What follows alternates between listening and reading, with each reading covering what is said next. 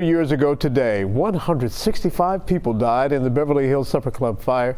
It is one of the largest nightclub fires in the history of our nation. And Local 12's Catherine Robinson joins us from the memorial site along US 27 in Southgate, where a service will be held this afternoon.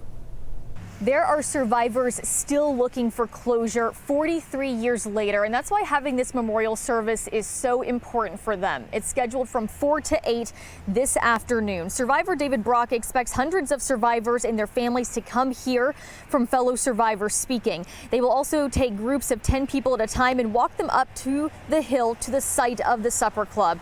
It was known for hosting legendary performers. People were packed into the club that night to see scheduled headliner Davidson. Brock was 18 years old, a busboy at the time.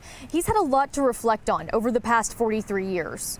I am married with 3 children and 6 grandchildren, and I often think back when it comes back to the memorial, if I wasn't here, they would not be here. It reflects back on a lot of that. We have met a lot of people that have lost their loved ones here at Beverly Hills. That's why we continue to have the memorials every year, and to hope that they'll have a permanent memorial someday for their families. That's our fight. That's what we'd like to see happen for them. There are plans for a more permanent memorial. Southgate City Council approved the plans earlier this month for a residential development called the Memorial Point Project. It's going to include an assisted living center, apartments, single-family homes, cottages, and a memorial honoring the victims of the fire. And some of those survivors have said that they are excited to have a more permanent place that they can come visit and remember what happened 43 years ago tonight.